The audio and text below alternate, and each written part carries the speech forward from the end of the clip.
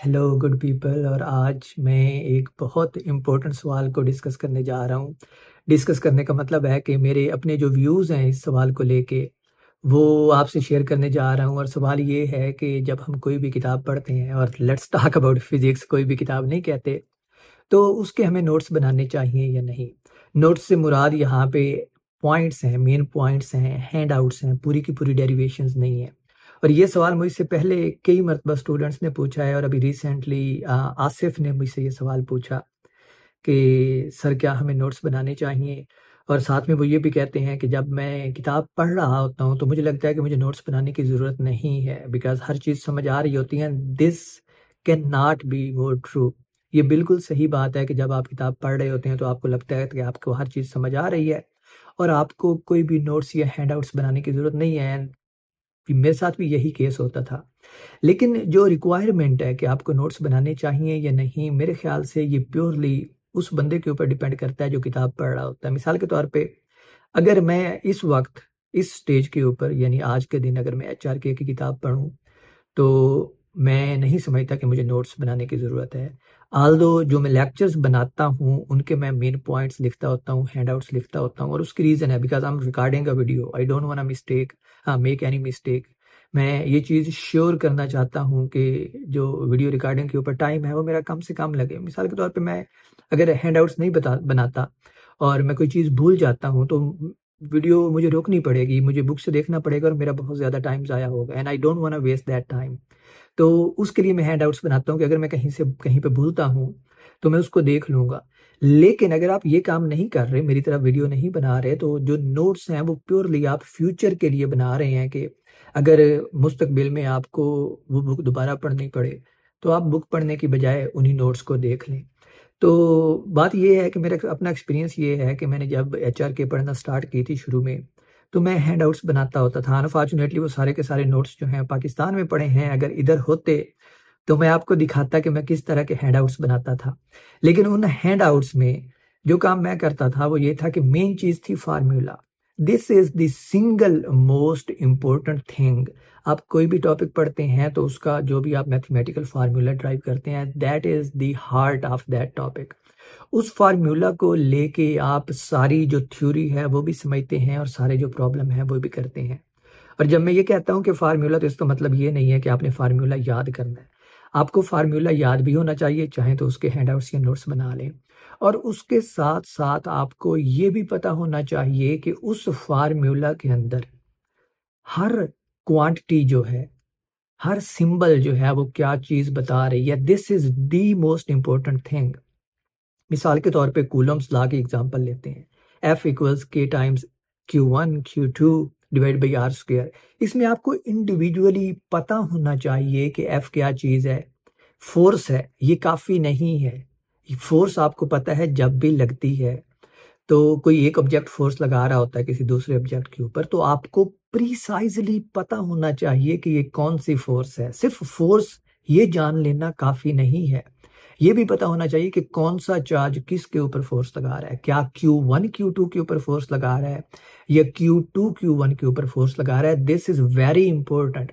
और इन दोनों फोर्सेस का आपस में रिलेशन क्या है? यानी जो Q1 फोर्स लगाता है Q2 के के ऊपर, क्या वो उस फोर्स के बराबर है जो Q2 Q1 के ऊपर लगाता है, उससे कम है या उससे ज़्यादा है? So these are the important things जो आपको पता होना चाहिए। अगर आप सिर्फ़ ये करके याद रखते हैं कि F फोर्स है, this is not gonna help you, you need some details. उसके बाद आपको पता होना चाहिए कि क्या चीज़ है, कांस्टेंट है, need not worry about it. Then आपको पता होना चाहिए Q1 और Q2 कौन से चार्जेज़ हैं। कौन से मेरा मुराद ये है, एग्ज़ाम्पल एक और लेते हैं। फ़र्ज़ करें कि आपके पास बहुत सारे चार्जेज़ हैं, you have 10 charges in a region. तो जो फ़ोर्स है, वो उन 2 चार्जेज़ के दरमियान है जो चार्जेज़ आप सिलेक्ट करेंगे, Q7 और Q3। तो वो जो फ़ोर्स होगी वो Q7 और Q3 के दरमियान होगी। This is very important. And इधर से ही आप देखेंगे कि जब आप इतनी डिटेल में किसी फार्मूला को समझेंगे तो आपको सारी चीज़ें क्लियर हो जाएँगी, ओके? तो सिमिलरली जो डिस्टेंस है वो भी उन 2 चार्जेज़ के दरमियान होगा जो चार्ज आप ले रहे हैं, जिन 2 चार्जेज़ की वज़ह से आप फ़ोर्स कैलकुलेट कर रहे हैं। And then you have superposition principle, you can extend this force to all individual charges, like कोई भी 2 चार्जेस लें और इनकी इंडिविजुअल फोर्स आप कैलकुलेट करते जाएँ। तो जब आप नोट्स बनाते हैं और उसमें फ़ॉर्मूला लिखते हैं, तो ये वो चीज़ें हैं उस फ़ॉर्मूला के रिलेटेड जो आपको पता होना चाहिए।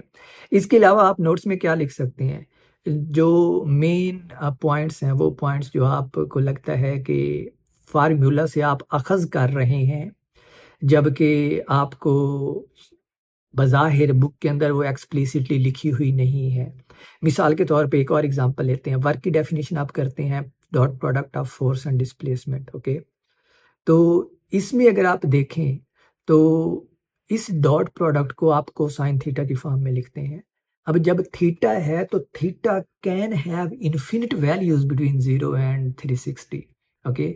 बट अगर आप इंटीजर वैल्यूज़ लेते हैं, तो 0 और 360 के दरमियान 360 डिग्रीज़ आते हैं। तो आपको पता होना चाहिए कुछ स्पेसिफिक पॉइंट्स के ऊपर। थीटा के अंदर बहुत सारी इन्फॉर्मेशन जो है वो पोशीदा है इसमें। मिसाल के तौर पे अगर आप थीटा को 180 लेते हैं तो कोसाइन 180 0 होता है। 0 नो -1, कोसाइन 180 -1 होता है, कोसाइन 90 0 होता है। अब देखें कि ये चीज़ें आप इन्फर कर रहे हैं फ़ॉर्मूला से। ऑल्दो मुझे याद पड़ता है शायद ये एफएससी की बुक में, या आप कोई भी बुक उठाएँ जहाँ पे बेसिक नोशन आपको इंट्रोड्यूस करवाई जाती है वर्क की, तो ये सारी बातें उसमें लिखी होंगी कि 90 पे वर्क 0 होगा। जो पॉइंट यहाँ पे इम्पोर्टेंट है, वो ये है कि आपको ये चीज़ याद रखने की ज़रूरत नहीं है कि वर्क 90 पे ज़रूरी होता है। जब आपके पास सवाल आए कि फ़ोर्स और डिस्प्लेसमेंट परपेंडिकुलर हैं एक-दूसरे के, तो वर्क डन क्या होगा, तो you don't need to recall from memory कि हमने बुक में पढ़ा था या नहीं पढ़ा था। Just write down the formula and substitute theta equals 90 and you will immediately see कि वर्क जो है वो 0 आ जाता है। सिमिलरली 180 डिग्री लें तो वो -1 होगा, तो वर्क मिनिमम आ जाएगा -FD के बराबर। तो ये चीज़ें आप इन्फर कर सकते हैं। अच्छा, अब इस इन्फर करने में भी कुछ पॉइंट्स ऐसे होते हैं जो ऐसा लगता है हमें भूल जाएँगे, जो ज़्यादा इम्पोर्टेंट होते हैं, जो बहुत मेहनत से इन्फर करने पड़ते हैं। कुछ पॉइंट्स होते हैं आसान। आसान पॉइंट्स की एग्ज़ाम्पल ये वर्क वाली है, ठीक है? कि आप 90 डिग्री पुट करें, 180 डिग्री पुट करें, it's just substituting the value in the formula और आपके पास जो है वो जवाब आ जाता है। कुछ पॉइंट्स ऐसे होते हैं जो बज़ाहिर फ़ॉर्मूला से नज़र नहीं आ रहे होते, लेकिन उसमें छुपे होते हैं और आपको बहुत सोच के उनको निकालना पड़ता है। उन पॉइंट्स को चाहें तो आप सेपरेट पॉइंट्स बना के हैंडआउट्स में, अपने नोट्स में लिख लें। आपको अब आइडिया हो गया होगा कि नोट्स अगर आप बनाते हैं तो आपको किस तरह के बनाने हैं। मेरी रिकमेंडेशन यही है कि बनाने चाहिए, अच्छी चीज़ है। लेकिन आप देखेंगे ओवर टाइम, कम से कम मैंने अपने बनाए हुए नोट्सों को दोबारा कभी नहीं पढ़ा। लास्ट टाइम जो मैंने नोट्स बनाए थे, मुझे याद है, आई वाज़ जस्ट रीडिंग, मैं गाँव गया हुआ था, वहाँ पे मेरे पास और कोई किताब नहीं थी। आर्थर बाइज़र की मॉडर्न फिज़िक्स की किताब थी और मैं सारा दिन फ़ारिग होता था। तो मैंने सोचा क्यों ना, मेरे पास 10 दिन है, मैं बाइज़र की किताब पढूँ और मैंने बाइज़र के गालिबन 10 चैप्टर थे जो उसकी बुक के, तकरीबन सारी किताबें बनती थी, वो पढ़ लिए थे और उनके मैंने आखिरी मर्तबा हैंडआउट्स बनाए थे और ये भी गालिबन 5, 6, 7 साल पहले की बात है। तो लेकिन मैंने उनको कभी दोबारा नहीं पढ़ा। आप लोग शुरू-शुरू में शायद नोट्सों को दोबारा पढ़ें, लेकिन फ्यूचर में आप ये देखेंगे कि जैसे-जैसे टाइम गुज़रता है, जैसे-जैसे आप ज़्यादा बुक्स पढ़ते हैं और हैंडआउट्स बनाते जाते हैं, आपको चीज़ें आना स्टार्ट हो जाएँगी। आना स्टार्ट हो जाएँगी का मतलब है कि मेमोरी में रहने लगेंगी और आप देखेंगे कि आपको नोट्स देखने की ज़रूरत ही नहीं है। या फिर जब आपके बेसिक कॉन्सेप्ट्स क्लियर होंगे, तो आप देखेंगे कि जब आपको कोई चीज़ भूलती है, तो instead of going back to your handouts या फिर नोट्स, आप डायरेक्ट बुक खोलेंगे और उसकी रीज़न ये है कि बुक में अक्सर जो है वो मैथमेटिकल स्टेप्स छूटे होते हैं या फिर इंग्लिश में लिखा होता है जो लोग कॉम्प्रिहेंड नहीं कर पाते। असल मसला तो कॉम्प्रिहेंशन का ही होता है ना हम लोगों को ज़्यादा। लेकिन जब आपको चीज़ें आ जाती हैं, तो इट डज़न्ट रियली मैटर कि बुक में कैसी इंग्लिश लिखी हुई है। आप मैथमेटिकल इक्वेशंस को या ओवरऑल पैराग्राफ को पढ़ के ही समझ जाएँगे कि मेन जो इस पैराग्राफ में बात की गई है वो कौन-सी है। So you don't really have to worry about कि उसने पैराग्राफ में क्या लिखा है या कौन-सा स्टेप छोड़ा है। आपने सिर्फ रिवीजन करनी होगी, बाकी क्योंकि आपको चीज़ें तो याद हैं और आप बुक से पढ़ के भी उतनी ही देर में ज़्यादा अच्छा समझ पाएँगे जितना आपने अपने नोट्सों से समझना था। तो नोट्स अगर आप मुझसे पूछ रहे हैं ऑनेस्टली कि बनाने चाहिए, या श्योर, व्हाई नॉट? शायद मेरी तरह आप लोगों को जब आप कोई चीज़ पढ़ रहे होते हैं और उसको लिख भी रहे होते हैं, तो शायद मेरी तरह आपको हेल्प मिले उसमें। लेकिन आप देखेंगे कि टाइम के साथ-साथ आपको नोट्सों की ज़रूरत नहीं पड़ेगी, आप बुक की तरफ ज़्यादा माइल होंगे, बुक को प्रेफ़र करेंगे पढ़ने में। But it doesn't really hurt honestly अगर आपके पास हैंडआउट्स बने हुए पड़े हैं और फ़र्ज़ करो आपके पास टाइम बहुत कम है, you want to revise let's say 20 chapters of एचआरके, तो आप बुक की बजाय अब 20 चैप्टर्स आप 1 हफ्ते में तो नहीं पढ़ पाएँगे, शायद पढ़ भी लें लेकिन बहुत मुश्किल है। तो आप अपने नोट्स देख लें, उससे क्विक रिवीजन हो जाती है and that is one reason क्यों जितनी भी आप बुक्स देखते हैं जो अभी मतलब लेटेस्ट पब्लिश्ड हैं या नई-नई बुक्स हैं, उनमें आपको चैप्टर के एंड के ऊपर समरीज़ मिलेंगी। एचआरके में नहीं है क्योंकि एचआरके को 22 साल हो गए हैं लास्ट प्रिंट को। लेकिन आप यूनिवर्सिटी फिज़िक्स उठाएँ, सर्वे ज्यूइट की बुक उठाएँ, फिज़िक्स जो हेलिडे रेज़निक और जर्ल वाकर की है, फंडामेंटल्स ऑफ फिज़िक्स उसको उठाएँ, ज्ञान कोहली लें, कोई भी बुक लें, जो मतलब अभी भी पब्लिश हो रही हैं, उनके नए एडिशन आ रहे हैं, उन सब में एंड के ऊपर चैप्टर एंडिंग समरीज़ दी हुई हैं और चैप्टर एंडिंग समरीज़ प्रिसाइज़ली वही हैं, जो बातें आपको उस चैप्टर में याद रखने की ज़रूरत है। फ़ॉर्मूलाज़ और मेन पॉइंट्स। तो अगर आप चाहें तो नोट्स ना बनाएँ, सिर्फ़ वो समरीज़ जो हैं ना, वो बार-बार पढ़ते रहें। एक और पॉइंट बार-बार से मुझे याद आया, ये चीज़ें याद रखने के लिए आपको बार-बार पढ़ने की ज़रूरत है। मैं असल में मैं ऐसा भी करता रहा हूँ कि जब मैं एचआरके पढ़ रहा था ना शुरू-शुरू में, 1 हफ्ते बाद मुझे लगता था कि मुझे जो 1 हफ्ता पहले चैप्टर पढ़ा था, वो भूल गया था। तो मेरी रूटीन क्या होती थी, अगर मैंने 6 चैप्टर पढ़ लिए हैं, तो 7वें दिन उठता था जब मैं सुबह तो पहले क्विकली 6 चैप्टर्स को सारे चैप्टर्स को तो रिवाइज़ नहीं कर सकता, आई डोंट क्लेम दैट, लेकिन मैं उनको क्विकली गो थ्रू करता था मैथमेटिकल फ़ॉर्मूलाज़ और टॉपिक्स को ताकि मेरे माइंड में आ जाए कि मैं पिछले 6 दिनों में क्या पढ़ चुका हूँ और फिर मैं 7वें दिन डिटेल में जो भी मेरा चैप्टर होता था उसको पढ़ता था। तो मैं इस तरह मेरा वो ऐड अप होता रहता था कि आपने एक दिन 1 चैप्टर पढ़ा, दूसरे दिन आप सिर्फ़ दूसरा चैप्टर नहीं पढ़ेंगे, पहले पहला रिवाइज़ करेंगे क्विकली, फिर दूसरा पढ़ेंगे।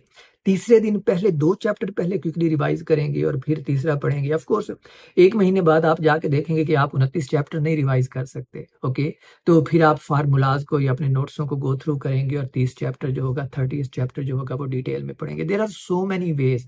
द थिंग इज़ मेरा ब्रेन जिस तरह वर्क करता है, मेरा माइंड जिस तरह प्रोसेस करता है, इट्स पॉसिबल कि आपका माइंड उस तरह प्रोसेस ना करे। हो सकता है आपका माइंड मुझसे भी ज़्यादा एफ़िशिएंट वे में प्रोसेस करे। तो बेहतर यही है कि आप ये देखें कि आपको क्या बेहतर लगता है, आपका माइंड जो है वो कैसे प्रोसेस करता है and follow that. There is no written rule for this thing कि आपने चीज़ कैसे मेमोराइज़ करनी है, कैसे आपने इसको माइंड में रखना है, कैसे नोट्स बनाने हैं। There is no written rule, you have to develop your rules और वो रूल्स जो हैं वो आपकी पर्सनैलिटी पे होते हैं कि आपका ब्रेन जो है वो कैसे चीज़ों को प्रोसेस करता है। आपकी पर्सनैलिटी किस तरह की है, कैसे याद होता है, जैसे मैंने आपको बताया कि मेरे हाथ में पेन ना हो तो मुझे पढ़ा ही नहीं जाता, मुझसे कुछ याद ही नहीं होता। पेन मेरे हाथ में ना हो लिटरली मेरे पास पेन ही पेन होते हैं, बहुत ज़्यादा स्टेशनरी होती है। हर बंदे की अपनी कोई ना कोई आदत होती है, ठीक है? तो आप ये देखें कि आपका माइंड जो है वो किस आदत के साथ एफिशिएंट वे में काम करता है और उसके बाद अगेन ज़रूर नोट्स बनाएँ। They you can always use them in future at some point, who knows and hopefully फिर एक दिन ऐसा भी आएगा कि आपको कम से कम इन बेसिक कोर्सेज़ के लिए नोट्स बनाने की ज़रूरत नहीं होगी। तो या श्योर नोट्स बनाएँ और कोशिश करें कि जिस तरह आपका माइंड या आपकी सोच या आपका प्रोसेस जो है समझने का, वो आपको अलाउ करता है, उस तरह बनाएँ। 14 मिनट मैंने सोचा नहीं था कि इतनी वीडियो लंबी होगी बट मुझे इजाज़त दें, मैंने अपनी थॉट्स शेयर कर दी। बहुत शुक्रिया।